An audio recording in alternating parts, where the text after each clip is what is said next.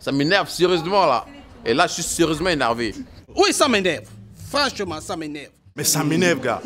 La diaspora africaine des États-Unis n'est pas seulement méthodique et dynamique, mais elle est aussi courageuse et capricieuse. C'est pour cela qu'elle n'hésite pas de dire ce qu'elle pense. Dans Ça m'énerve, le coup de gueule, c'est tout de suite. Regardez. 1, 2, 3, not only you and me, got 180 degrees and I'm caught in between. Counting 1, 2, 3, Peter Pan, Mary, getting down with 3P. Everybody loves counting.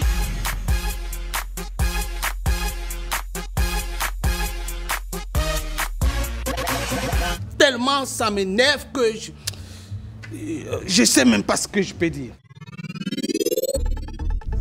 My name is Dick Limo from Washington, D.C. I'm here to present myself, and all what I have to say is just that there are things in life that makes people really upset, and one of the most important things that strikes me is when the Cameroon musicians, they don't want to get into contracts, and it ends up with a lot of controversy, and you, the promoter, you find yourself in a situation where you take decisions that only you alone and you alone could come up with the final analysis. And you know, lots of things happen in life, and those things happen, and when they happen, you know, we just have to move ahead and let life roll.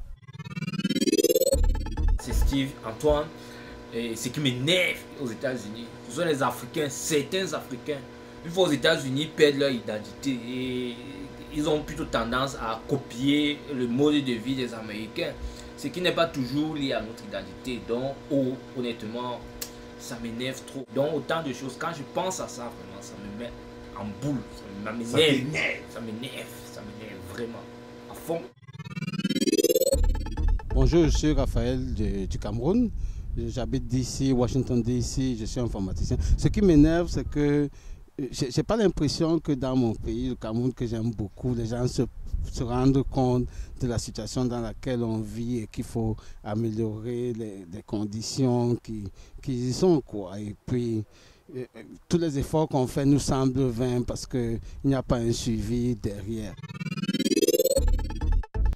Oui, je suis Alain Gando-Black, professeur des lycées. Je suis particulièrement choqué par le fait que nous, Africains et particulièrement Camerounais, qu'on n'ait pas encore compris qu'on peut se prendre en charge.